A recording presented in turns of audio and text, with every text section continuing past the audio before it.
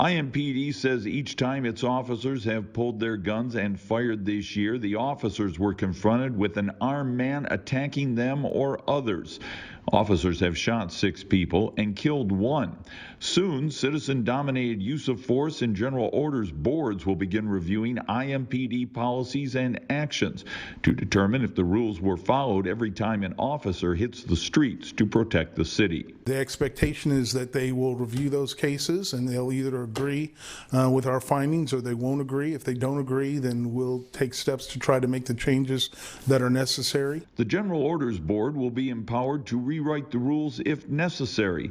The Use of Force Board can decide if the rules were followed and make recommendations to the chief. That could be as little as a handcuffing technique or something like that, as opposed, doesn't have to be firearms. The Use of Force Board will have the power to call its own witnesses. They don't necessarily have to just take what our investigation shows. If they feel there's something else that needs to be done, then I think they'll be able to do that. Community board members are still undergoing training and taking ride-alongs with IMPD officers to familiarize themselves with police work. The General Orders Committee with citizen participation had a full weekend of training, as did our Use of Force Review Board.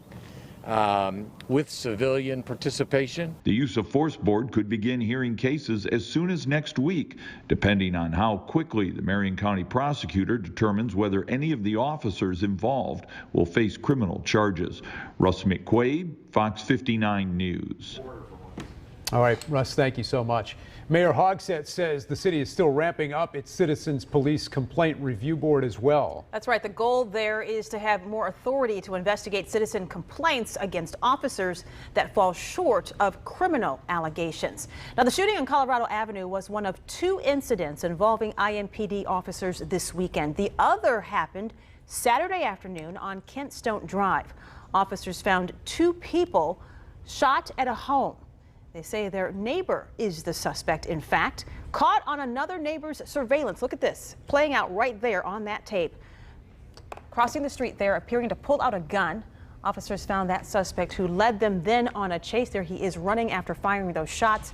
At the end of the chase, police say that man shot at officers, actually hitting an officer.